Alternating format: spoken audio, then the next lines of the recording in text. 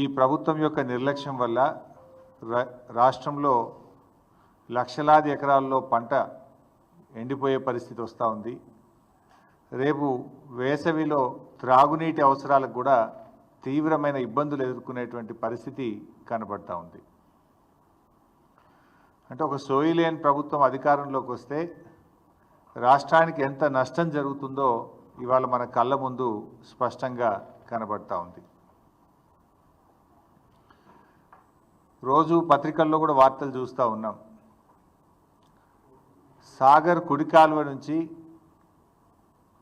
ఆంధ్రప్రదేశ్ ప్రభుత్వం రోజు 10,000 క్యూసెక్కుల నీళ్లు తరలించకపోతుంటే తెలంగాణ ప్రభుత్వం చేవజచ్చి చేష్టలుడిగి చేతులు కట్టుకొని చూస్తూ ఉన్నారు.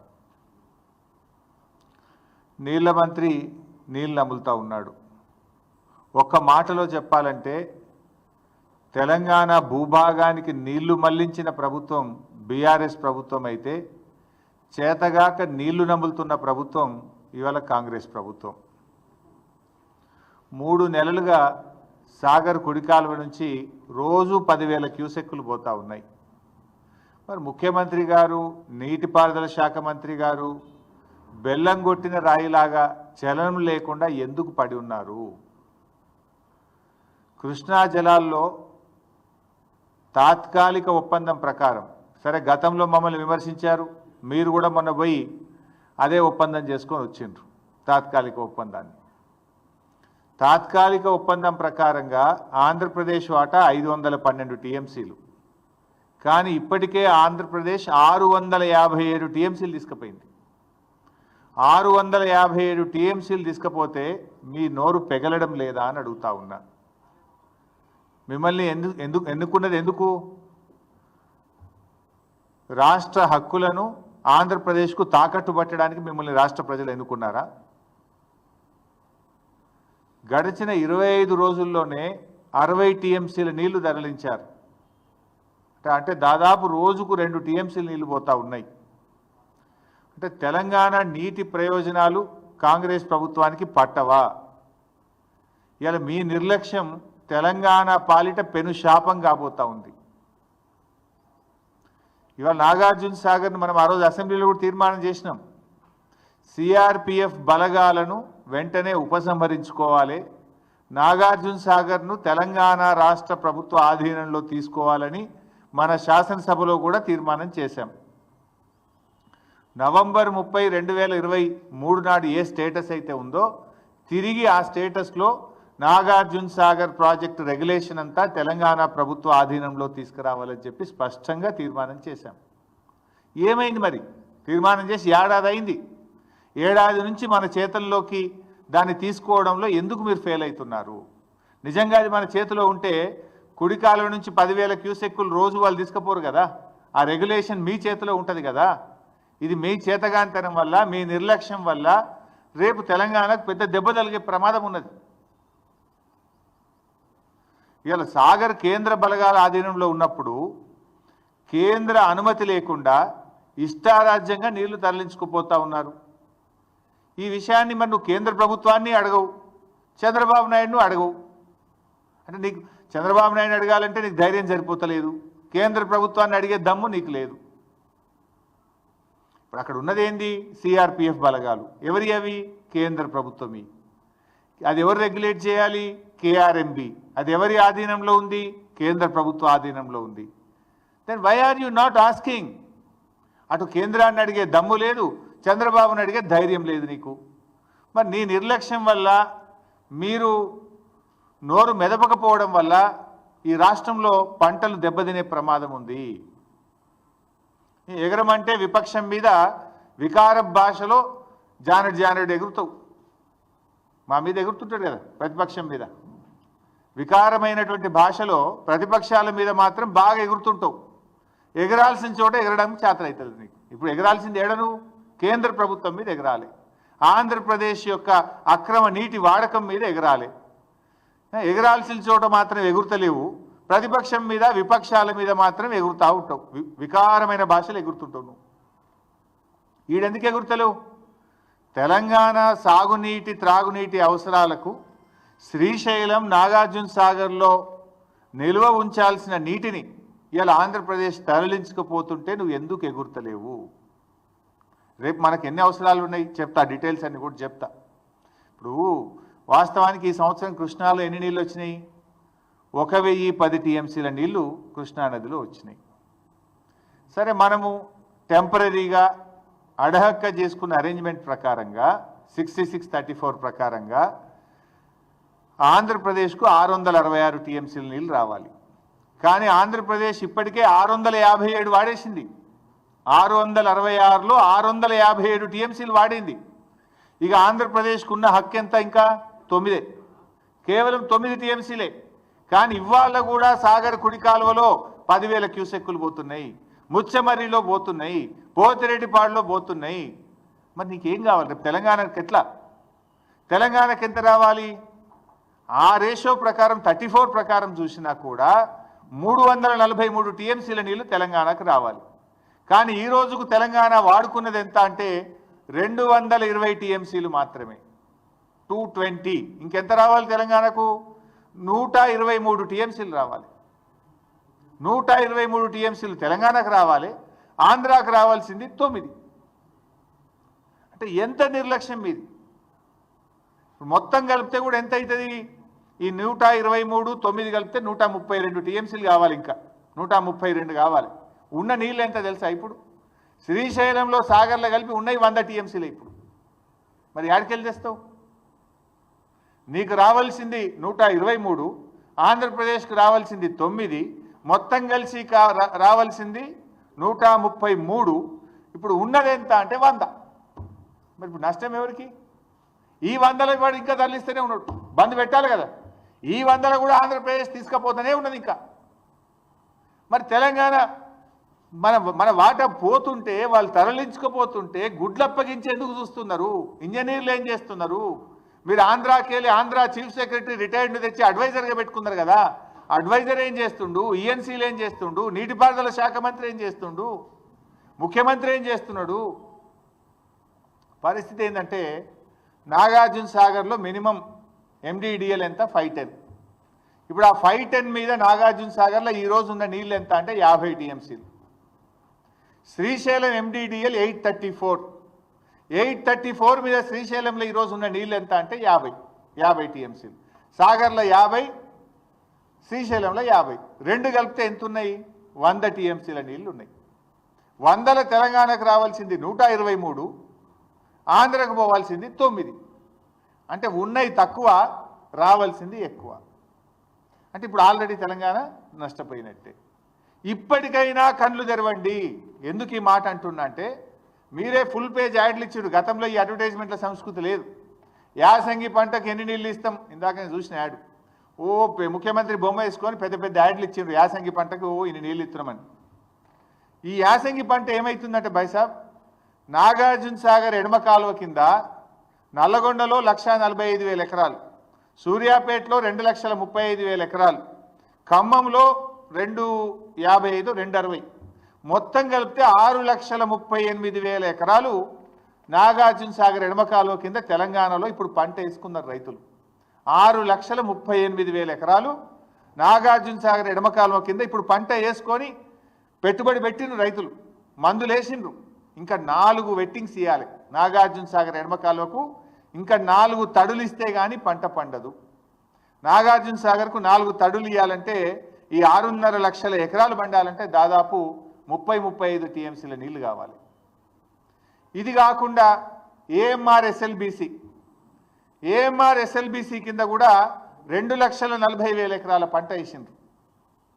ఏఎంఆర్ ఎస్ఎల్బిసి కూడా ఇంకా 3-4 తడులు ఇవ్వాలి, దానికి నీళ్లు కావాలి.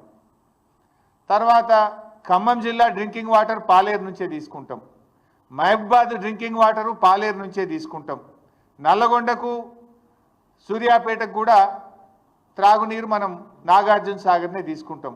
హైదరాబాద్ డ్రింకింగ్ వాటరు నాగార్జున సాగర్ మీదనే ఉంది. అంటే హైదరాబాద్, నల్లగొండ, సూర్యాపేట, ఖమ్మం జిల్లా, అదేవిధంగా మహబూబాద్ జిల్లా, వీటన్నిటి త్రాగునీటి అవసరాలు దాని మీదనే ఆధారపడ్డాయి. 2,40,000 ఎకరాల ఏఎంఆర్ ఎస్ఎల్బిసి కింద పంట ఉన్నది. నాగార్జున సాగర్ ఎడమ కాలువ కింద 6,38,000 ఎకరాల పంట ఉన్నది. మరి ఇవన్నీ ఎట్లా కాపాడతారు? ఇప్పటికైనా మొద్దు నిద్ర వీడండి, ఇప్పటికైనా కళ్ళు తెరవండి. రైతుల పంటలు కాపాడాలంటే తక్షణమే కేంద్ర ప్రభుత్వం మీద ఒత్తిడి తేవాలి. ఆంధ్రప్రదేశ్కు నీటి వాడకాన్ని బంద్ చేయించాలి.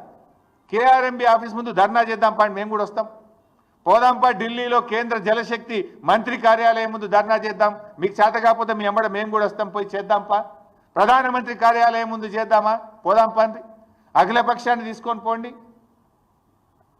అంటే ఏం మిమ్మల్ని గెలిపించి పంటలు ఎండబట్టడానిక? రేపు వేసవి కాలంలో త్రాగునీటికి ప్రజల్ని ఇబ్బంది పెట్టడానిక? ఇప్పటికైనా ఆంధ్రప్రదేశ్ మిగిలింది 9 టీఎంసీలే, రావాల్సింది మనకు 121, 123, ఉన్నది 100. ఇప్పటికైనా ఏం చేయాలి? తక్షణమే సాగర్ కుడి కాల్వకు నీళ్ళ విడుదల ఆపాలి. ముచ్చెమరి నుంచి నీటిలను ఇంకా తోడుతున్నారు, దాన్ని వెంటనే ఆపాలి. పోతిరెడ్డిపాడు ద్వారా ఇంకా నీళ్లు తరలిస్తున్నారు, దాన్ని వెంటనే ఆపాలి. ఈ ఉన్న 100 టీఎంసీలన్నా మనం తెచ్చుకుంటే ఆ కల్వకుర్తి కానీ, నెట్టంపాడు కానీ, భీమా కానీ, కోయిల్ సాగర్ కానీ, ఏఎంఆర్ ఎస్ఎల్బిసి కానీ, సాగర్ ఎడమ కాలువ కానీ, ఈ మహబూబ్ నగర్, నల్గొండ, ఖమ్మం, హైదరాబాద్ త్రాగునీటి అవసరాలకు కొద్దో గొప్పో మనం సర్దుకొని వ్యవహారాన్ని నడిపించుకునే అవకాశం ఉంటుంది. లేకపోతే మీరు ఇట్లనే మొద్దు నిద్రపోతే ఇటు ఖమ్మం, నల్గొండ, మహబూబ్ నగర్లో పంటలు దెబ్బతింటాయి. ప్రజలకు రేపు త్రాగడానికి కూడా నీళ్లు లేక ఇబ్బంది పడే పరిస్థితి వస్తుంది. ఇది ముమ్మాటికి కాంగ్రెస్ ప్రభుత్వ వైఫల్యము. ఈ ప్రభుత్వం చేష్టలుడికి చూస్తున్నది, మొద్దు నిద్రపోతున్నది. కనుకనే ఆంధ్రప్రదేశ్ తన ఇష్టం వచ్చినట్టుగా నీటిని ఇవాళ తరలిస్తూ ఉన్నది. ఆలోచించండి, ఇప్పటికైనా మొద్దు నిద్ర వీడండి. మీకు చేత కాకపోతే మీ ఎంబడి మేము వస్తాం.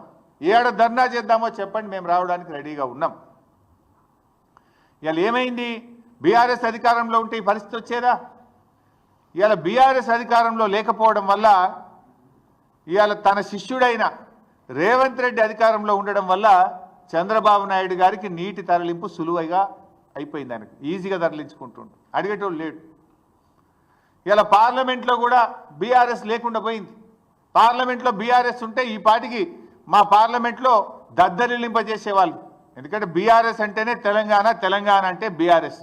తెలంగాణ హక్కుల కోసం, తెలంగాణ ప్రయోజనాల కోసం నిక్కచ్చిగా మాట్లాడగలిగే పార్టీ బీఆర్ఎస్ పార్టీ. ఇలా 8 కాంగ్రెస్ గెలిచే, 8 బీజేపీ గెలిచే. ఆంధ్రప్రదేశ్ యథేచ్ఛగా నీళ్లు తరలిస్తుంటే నా బీజేపీ ఎంపీ మాట్లాడాడు, నా కాంగ్రెస్ ఎంపీ మాట్లాడాడు. పార్లమెంట్లో ఇవాళ తెలంగాణ గొంతు మూగపోయింది, ప్రశ్నించే గొంతు లేకుండా పోయింది. ఇవాళ తెలంగాణ ప్రజలు ఆలోచించాలి, తెలంగాణ యువత కూడా ఈ రాష్ట్రానికి జరుగుతున్న అన్యాయం గురించి ఆలోచించాలని చెప్పి నేను కోరుతా ఉన్నా. కాంగ్రెస్కు సోయి లేదు, బీజేపీకి ఏమో పట్టి లేదు. దొందే 2 పార్టీలు కలిసి ఇవాళ తెలంగాణకు అన్యాయం చేస్తున్నటువంటి పరిస్థితి ఉంది. కేంద్రంలో ఇవాళ చంద్రబాబు నాయుడుకి పలుకుబడి ఉంది, బీజేపీతో భాగస్వామ్యంగా ఉన్నాడు. దాంతోనే ఇష్టారీతిగా ఇవాళ జలదోపిడీ జరుగుతూ ఉన్నది. కానీ తెలంగాణ ముఖ్యమంత్రి మాట్లాడాలి కదా, ఈ జలదోపిడీ ప్రశ్నించాల్సింది ఎవరు? తెలంగాణ ముఖ్యమంత్రి గారు ప్రశ్నించాలి. కానీ తెలంగాణ ముఖ్యమంత్రి గారు ప్రశ్నించకుండా పరోక్షంగా సహకరిస్తున్నాడు. ఈయన పరోక్షంగా దీనికి సహకరిస్తున్నాడు. అందుకే ఈ పరిస్థితి. ఇలా రేవంత్ రెడ్డి గారి వైఖరి హాస్యాస్పదంగా బేలాగా ఉంది. అసలు ఇయాలటి వరకు 3 మెన్ కమిటీ సమావేశాన్ని డిమాండ్ చేయరా మీరు? వాటర్ రెగ్యులేషన్ 3 మెన్ కమిటీ ద్వారా చేయాలి. అసలు ఈ రోజు వరకు 3 మెన్ కమిటీ సమావేశం జరగలే. 3 మెన్ కమిటీ సమావేశం జరగకుండా వాటర్ ఏ రాష్ట్రం ఎన్ని వాడుకోవాలనో నిర్ణయించకుండా ఇష్టారీతిని ఆంధ్రప్రదేశ్ నీళ్లు తీసుకుపోతుంటే తెలంగాణ ప్రభుత్వం ఎందుకు 3 మెన్ కమిటీ గురించి మాట్లాడతలేరు? ప్రతి సంవత్సరం కూడా కేఆర్ఎంబి పరిధిలో ఉన్న ప్రాజెక్టులకు నీటి వినియోగాన్ని ఈ 3 మెన్ కమిటీ పర్యవేక్షిస్తుంది. 3 మెన్ కమిటీ ఆధ్వర్యంలోనే జరుగుతుంది. కానీ ఈ సంవత్సరం ఇంతవరకు 3 మెన్ కమిటీ సమావేశం జరగలేదు. ఈ రోజు వరకు కూడా జరగలేదు. అంటే బోర్డు వ్యవహారం ఎంత దారుణంగా ఉందో ఇవాళ అర్థం చేసుకోవాలి. బోర్డు కేంద్రం కంట్రోల్లో ఉందా, ఏపీ కంట్రోల్లో ఉందా అని మాకైతే ఇవాళ అనుమానం కలుగుతుంది. మరి కేంద్రం ఏం చేస్తుంది? కేంద్రంకు 2 రాష్ట్రాలని సమానంగా చూడాలి కదా. తెలంగాణకు ఇంత అన్యాయం జరుగుతుంటే, తెలంగాణకు నీళ్లు దక్కకుండా ఆంధ్రప్రదేశ్ తరలించకపోతుంటే ఎందుకు చర్యలు తీసుకోవడం లేదు? ఇవాళ బోర్డు మీద కూడా సీరియస్గా ఒత్తిడి చేస్తలేరు. 3 మెన్ కమిటీ మీటింగ్ పెట్టమని డిమాండ్ చేస్తలేరు. శిలా విగ్రహాల్లాగా నీళ్లు తరలించకపోతుంటే శిలా విగ్రహాల్లాగా ఉంటున్నారు, పడి ఉన్నారు. ఇవాళ తెలంగాణ అడ్వైజర్లు కావచ్చు, మంత్రులు కావచ్చు, ముఖ్యమంత్రి కావచ్చు, ఇవాళ ఇంజనీర్లు కావచ్చు. అంటే పాలకులు సరిగా లేకపోతే వాళ్ళు మాత్రం ఏం చేస్తారు? డైరెక్షన్ లెస్ అయిపోయింది. ఏపీ నీటి తరలింపును ఇప్పటికైనా అడ్డుకోకపోతే మన ఆయకట్టుకు దెబ్బ తగిలే అవకాశం ఉంది. అది సాగర్ ఆయకట్ట, ఏఎంఆర్ ఎస్ఎల్బిసి ప్రాజెక్టా, మరి లిఫ్ట్ ఇరిగేషన్ స్కీమ్సా, చెరువుల కిందన రేపు పూర్తిగా దెబ్బతినే అవకాశం ఉంది. ఇప్పుడు ఏమైంది, సాగర్లో నీటి మట్టం పడిపోతే రేపు హైదరాబాద్ డ్రింకింగ్ వాటర్ కూడా ప్రమాదంలో పడే అవకాశం ఉంది. సో రాష్ట్ర ప్రభుత్వం మొద్దు నిద్ర వీడాలి, ఇప్పటికైనా సోయి తెచ్చుకోవాలి, తక్షణం దీని మీద స్పందించాలని చెప్పి డిమాండ్ చేస్తూ ఉన్నాం. కేంద్రం మీద ఒత్తిడి తీసుకురండి. ఒకవేళ అవసరమైతే అఖిలపక్షాన్ని ఢిల్లీకి తీసుకువెళ్ళండి. అఖిలపక్షం ఆధ్వర్యంలో కేంద్ర జల వనరుల శాఖ మంత్రి ఇంటి ముందు ధర్నా చేద్దామా, ప్రధానమంత్రి కార్యాలయం ఇంటి ముందు ధర్నా చేద్దామా, ఏం చేయడానికైనా మేము సిద్ధం. మేల్కొనండి, రాష్ట్ర ప్రయోజనాలు కాపాడాలని చెప్పి మేము డిమాండ్ చేస్తూ ఉన్నాం. ఇలా బీజేపీని కూడా అడుగుతా ఉన్నా నేను, మీరు కూడా 8 ఎంపీలు గెలిచింది కదా, మరి బీజేపీ 8 ఎంపీలు 2 కేంద్ర మంత్రులు ఈ రాష్ట్రం నుంచి ఉన్నారు, ఎందుకు? ఎతుకదినడానికా లేక మొత్క సావనికా? దేనికోసం? 8 ఎంపీలు 2 కేంద్ర మంత్రులు ఉంటే ఏం లాభం? కేంద్ర మంత్రిగా కిషన్ రెడ్డి గారు ఉండి ఏం చేస్తున్నారు నేను అడుగుతా ఉన్నా. ఇప్పుడు కిషన్ రెడ్డి గారు మీరు నీళ్లు తెస్తారా, లేదా ఆంధ్రప్రదేశ్ ఒత్తిడికో చంద్రబాబు నాయుడు గారు ఒత్తిడికో నీళ్లు నములుతారా? తెలుసుకోవాలి కిషన్ రెడ్డి గారు. ఇప్పుడు పదవులు దేనికోసమండి? రాష్ట్రంలో ఏ ప్రజలైతే మిమ్మల్ని ఎన్నుకున్నారో ఆ రాష్ట్ర రైతులకు, ఆ రాష్ట్ర ప్రజలకు వాళ్ళ అవసరాలు తీర్చడానికి పదవులు. మరి అక్కర్రాని ఆ పదవులు ఉంటే ఏం లాభం, లేకపోతే ఏం లాభం? రాష్ట్ర హక్కులు కాపాడలేని పదవులు ఉండి ఏం ప్రయోజనం అని నేను అడుగుతా ఉన్నా. మీరు చాలా సీనియర్, దయచేసి రివ్యూ చేయండి. రాష్ట్ర ప్రభుత్వం ఫెయిల్ అయిపోయింది. ఈ రాష్ట్రం నుంచి కేంద్ర మంత్రిగా ఉన్న మీరైనా స్పందించండి. You rise to the occasion to protect the interest of Telangana. సందర్భం వచ్చినప్పుడు నిలబడాలి, రాష్ట్రం కోసం నిలబడాలి, గట్టిగా పోరాటం చేయాలి. మీకు కనబట్టలేదా ఆంధ్రప్రదేశ్ ప్రభుత్వం చేస్తున్న జలదోపిడి? కిషన్ రెడ్డి గారు కనబట్టలేదా? రేపు సాగర్లో నీళ్లు తగ్గితే మీరు ప్రాతినిధ్యం వహిస్తున్న సికింద్రాబాద్ పార్లమెంట్ నియోజకవర్గ ప్రజల త్రాగునీటి అవసరాలు కూడా ఇబ్బందులు పడతాయి. కృష్ణా బోర్డు మీ పరిధిలోనే ఉంది కదా కిషన్ రెడ్డి గారు, మీరు రివ్యూ చేయండి. కేంద్ర ప్రభుత్వ పరిధిలోనే కృష్ణా బోర్డు ఉంది. హైదరాబాద్ వస్తున్నారు కదా, పిలవండి కేఆర్ఎంబీని. 3 మెన్ కమిటీ ఎందుకు ఈసారి సమావేశం కాలేదు? కేఆర్ఎంబీ అనుమతి లేకుండా 3 మెన్ కమిటీ నిర్ణయించకుండా 666 టీఎంసీల నీళ్లను ఆంధ్రప్రదేశ్ ఎట్లా తీసుకుపోయిందో ప్రశ్నించండి. ఎందుకు అడగరు మీరు? మీ ప్రతాపం ఎంతసేపు మా మీదనేనా? రాష్ట్ర ప్రయోజనాలు కాపాడడం మీద మీ ప్రతాపం చూపండి, మీ సత్తా చూపండి. ఈ రాష్ట్ర ప్రయోజనాలు కాపాడండి. సో ఈరోజు సిఆర్పిఎఫ్ బలగాలు కూడా తక్షణమే తొలగించాలని కూడా నేను కిషన్ రెడ్డి గారిని కోరుతా ఉన్నా. ఇప్పుడు శ్రీశైలం ఏమో ఆంధ్రప్రదేశ్ కంట్రోల్లో ఉంది, తెలంగాణ కంట్రోల్లో ఉన్న నాగార్జున సాగర్ను సిఆర్పిఎఫ్ కంట్రోల్లో ఎట్లా పెట్టారు? అయితే శ్రీశైలంను కూడా సిఆర్పిఎఫ్ తీసుకోండి. లేదు, ఆ రోజు మేము అసెంబ్లీలో తీర్మానం చేసినాం, 10 ఏళ్ళు కేసీఆర్ గారు ఎట్టి పరిస్థితుల్లో కేంద్ర బలగాలకు ఇవ్వము, సెక్షన్ 3 కింద నీటి పంపిణీ జరగాల్సిందే, మా ప్రాజెక్టుల వారీగా నీటి కేటాయింపులు జరిగినాకనే మేము కేఆర్ఎంబీకి ప్రాజెక్ట్ ఇస్తామని 10 ఏళ్ళు కూడా సాగర్ను తెలంగాణ ప్రభుత్వ ఆధీనంలోనే ఉంచుకున్నాం. సో నవంబర్ 30న ఆనాటి ఆంధ్రప్రదేశ్ ప్రభుత్వం అక్రమంగా తీసుకుంటే ఎన్నికల ఫలితాలు వచ్చినాయి, మీరు గెలిచిండ్రు. అసెంబ్లీలో తీర్మానం చేసినాం. మీరు గట్టిగా కేంద్ర ప్రభుత్వాన్ని అడగడం చేతనైతలేదా? మీ ఎంపీలు 8 మంది ఉన్నారు, పార్లమెంట్లో మాట్లాడరా మీరు? అది ఎందుకు మరి తెలంగాణ తీసుకోవద్దు? సో నేను కిషన్ రెడ్డి గారిని కోరుతా ఉన్నా, తక్షణమే సిఆర్పిఎఫ్ బలగాలు తొలగించి నాగార్జున సాగర్ ప్రాజెక్టును తెలంగాణ ప్రభుత్వ ఆధీనంలోకి తేవాలి.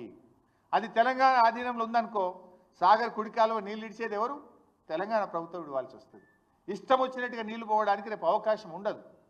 మేమేం అక్రమంగా నీళ్ళు అడుగుతలేం, న్యాయబద్ధంగా తెలంగాణకు రావాల్సిన నీళ్లు కూడా రాకుండా పోతున్నాయి. ఈ సంవత్సరం 343 టీఎంసీలు రావాల్సి ఉంటే 220 మాత్రమే వచ్చినాయి. ఇంకా 123 టీఎంసీలు తక్కువైపోయినాయి మనకు. అటు పంటలు ఉన్నాయి, తాగునీటి అవసరాలు ఉన్నాయి. అందువల్ల కేఆర్ఎంబిని రివ్యూ చేయాలి, సిఆర్పిఎఫ్ బలగాలు తొలగించి సాగర్ ప్రాజెక్టును యథావిధిగా తెలంగాణ ప్రభుత్వ పరిధిలోకి తేవాలి. దీనికి రాష్ట్ర ప్రభుత్వం కూడా గట్టిగా అడగాలి.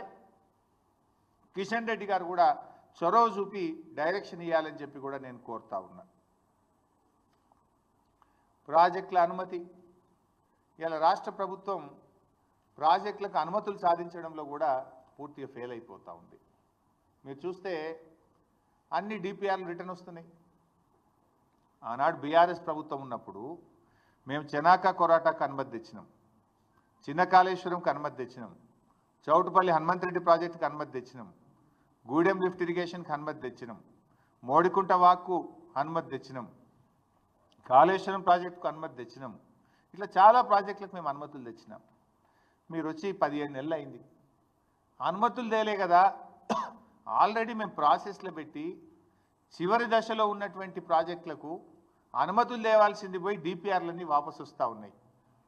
ఇలా పాలమూరు ఎత్తిపోతల పథకం డిపిఆర్ రిటర్న్ వచ్చింది, వార్దా ఎత్తిపోతల పథకం డిపిఆర్ రిటర్న్ వచ్చింది, కాళేశ్వరం 3rd టీఎంసీకి సంబంధించిన డిపిఆర్ వెనక్కి వచ్చింది, సీతమ్మ సాగర్కు అన్ని అనుమతులు తెచ్చినాం. ఆ టీఏసీలో మొన్న క్లియరెన్స్ వస్తే అయిపోయేది, లాస్ట్ అనుమతి అది. 14-15 అనుమతులు వచ్చిన తర్వాత చిట్ట చివరి అనుమతి టీఏసీ. ఆ టీఏసీలో మొన్న డెఫర్ అయిపోయి అది కూడా పక్కకు పడ్డది. సమ్మక్క సాగర్ డిపిఆర్ అది కూడా ఢిల్లీలో 15 నెలలైనా ఒక అంగుళం కూడా కదలలేదు. అంటే ప్రాజెక్టులకు అనుమతులు తేవడం లేదు, మీరు క్లియరెన్సులు తెచ్చుకోలేకపోతున్నారు, ఉన్న నీటి కేటాయింపులను కూడా సక్రమంగా వినియోగించుకోలేకపోతున్నారు. ఉద్దేశపూర్వకంగా మేడిగడ్డను పండబెట్టి అలా పంటలు ఎండబెడతా ఉన్నారు. గట్టిగా చేస్తే 6 నెలల్లో చేసే పని అది ఏముంది? కాళేశ్వరం కూలిపోయిందని ఒక దొంగ ప్రచారాన్ని వేస్తూ ఉన్నారు. కాళేశ్వరంలో అనేక భాగాల్లో మేడిగడ్డ ఒక భాగం. ఆ మేడిగడ్డలో 7 బ్లాకుల్లో ఒక బ్లాకులో ఒక పిల్లర్ కుంగిపోయింది. దాన్ని రిపేర్ చేయకుండా ఇలా రోజు ధర్నాలే కదా. ఇలా వరంగల్ జిల్లాలో ధర్నాలు అవుతున్నాయి, సూర్యాపేట జిల్లాలో ధర్నాలు అవుతున్నాయి, అనేక చోట్ల కూడా నీళ్లు సరిపోక రైతులు ఇవాళ రోడ్ల మీదకి వస్తున్న పరిస్థితి. ఈవెన్ నా సిద్దిపేట జిల్లాలో కూడా ధర్నాలు అవుతున్నాయి, నీళ్ళు సరిపోవడం లేదు. ఇది కేవలం ఒక దురుద్దేశంతో, ఒక కుట్రతోని మీరు ఆలస్యం చేసి రైతుల నోళ్లు కొట్టే ప్రయత్నం చేస్తూ ఉన్నారు. ఫైనల్గా నేను ఈరోజు ముఖ్యంగా చాలా బాధతో ఈ ప్రెస్ మీట్ పెట్టాను. ఎందుకంటే ఈ రాష్ట్రంలో తీవ్రమైనటువంటి అన్యాయం జరుగుతూ ఉంటే రాష్ట్ర ప్రభుత్వం పూర్తిగా చేతులు ఎత్తేసిన పరిస్థితి. ఎందుకంటే యథేచ్ఛగా ఆంధ్రప్రదేశ్ నీళ్ళు తీసుకుపోతూ ఉన్నది. ఈక్వల్గా మీరు తీసుకోవాలి కదా, ఈక్వల్గా రెగ్యులేట్ చేయాలి కదా, ప్రశ్నించాలి కదా. ఇప్పుడు నీకు రావాల్సింది 123 టీఎంసీలు, ఆంధ్రప్రదేశ్కి రావాల్సింది 9. ఉన్న నీళ్లు 100నే అంటే నీకు రావు. ఈ సంవత్సరం పోయినావు, ఆల్రెడీ మునిగిపోయినావు. నువ్వు ఆ ఉన్న 100కు 100 నువ్వు తెచ్చుకుంటే కనీసం ఉన్న పంటలు కాపాడవచ్చు. బంద్ చేయాలి కదా ఆంధ్రప్రదేశ్. ఇవాళ కూడా కుడికాలువ పోతున్నాయి, పోతిరెడ్డిపాడు పోతుంది, ముచ్చమర్రి పోతుంది. దాన్ని ఆపండి. మీకు చేత కాకపోతే మొత్తం అఖిలపక్షాన్ని తీసుకొని పోండి ఢిల్లీకి. ఈ రాష్ట్ర ప్రయోజనాలు కాపాడండి. ఏఎంఆర్ ఎస్ఎల్బీసీ కింద కానీ, సాగర్ ఎడమ కాలువ కింద కానీ, కల్వకుర్తి కానీ, నెట్టంపాడు కానీ, భీమా కానీ, కోయిల్ సాగర్ కానీ, హైదరాబాద్, ఖమ్మం, నల్గొండ, మహబూబ్ నగర్ త్రాగునీటి అవసరాలకు దెబ్బ తినకుండా తక్షణమే మేల్కొనాలని చెప్పి ప్రభుత్వాన్ని డిమాండ్ చేస్తున్నాం. Thank you.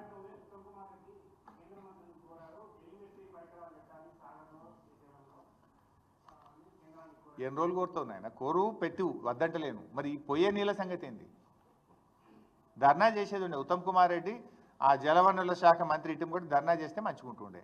నీళ్లు పోతున్నాయి కదా, అసలు మాట్లాడాల్సింది ఇది కదా. ఉత్తమ్ కుమార్ రెడ్డి జిల్లా, నల్గొండ జిల్లా సాగర్ ఎడమ కాలువకే నీళ్ళు తక్కువ పడే పరిస్థితి ఉన్నది. రేపు సాగర్ ఎడమ కాలువ నీళ్లు ఆయన కాన్స్టిట్యున్సీకి పోతాయి. ఇప్పటికైనా మేల్కొనకపోతే వాళ్ళ నల్గొండ జిల్లా, ఖమ్మం జిల్లా దెబ్బతినే ప్రమాదం ఉన్నది. నేను రాజకీయాల కోసం మాట్లాడతలేను, రైతుల కోసం మాట్లాడుతున్నా. కేసీఆర్ గారు ఉండగా ప్రతిరోజు రివ్యూ చేసేవాడు, ప్రతిరోజు ఏం జరుగుతుంది అని గమనించేటువంటి వారు.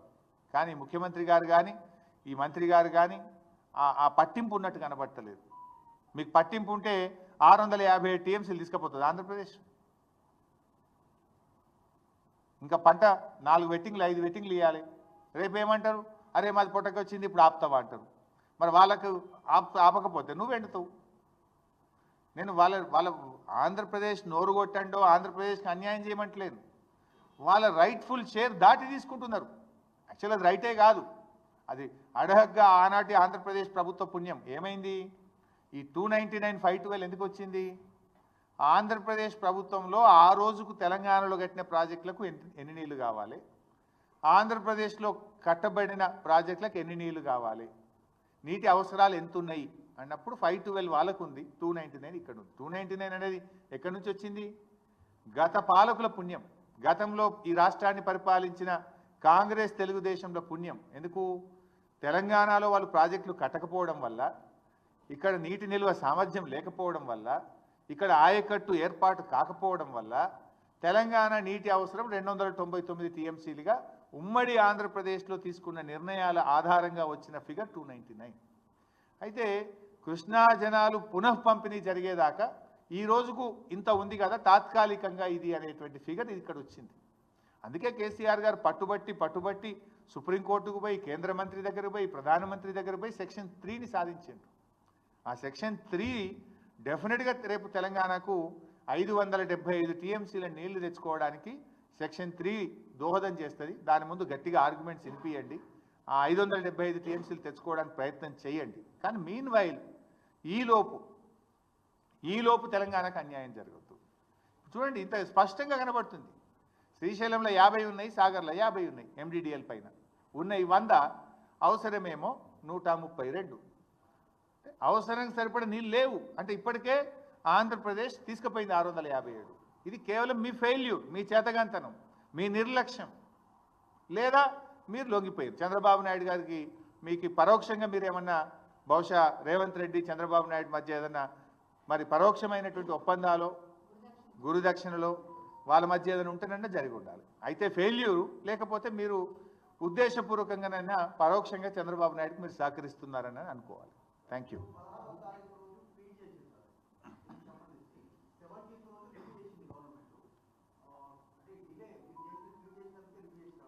ఎస్, 100%. మీరు మంచి ప్రశ్న అడిగారు. ఈ విషయాన్ని నేను ఇవాళ మాట్లాడతలేను.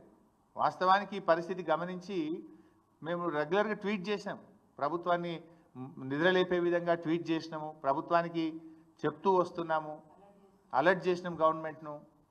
కానీ రోజు రివ్యూ చేసుకోవాల్సిన ప్రభుత్వం ప్రతిపక్షం తట్టి లేపితే కానీ మొద్దు నిద్ర లేవని పరిస్థితి ఉన్నది ఈరోజు. ఆ తర్వాత కూడా అంత సీరియస్ లేదు బైసాబ్. ఏం చేసిండ్రు? ఏదో ఉత్తరం రాసిండ్రు, కలిసినాము, ఈడి ఉత్తరం రాసిన ఉత్తరాలతోనే అవుతుందా? ధర్నా చేయండి అవసరమైతే, అయితే సాధించండి, లేదా పోరాటానికి రూపకల్పన చేయండి. అయితే మీరు సాధించండి, హక్కులను పరిరక్షించండి. పరిరక్షించలేనప్పుడు కమాన్ లెట్ us ఫైట్. రాజకీయాలు పక్కన పెట్టి రాష్ట్ర ప్రయోజనాల కోసం పోరాడదాం. ఆ పోరాటంలో బీఆర్ఎస్ పార్టీ కలిసి వస్తుంది. Thank you.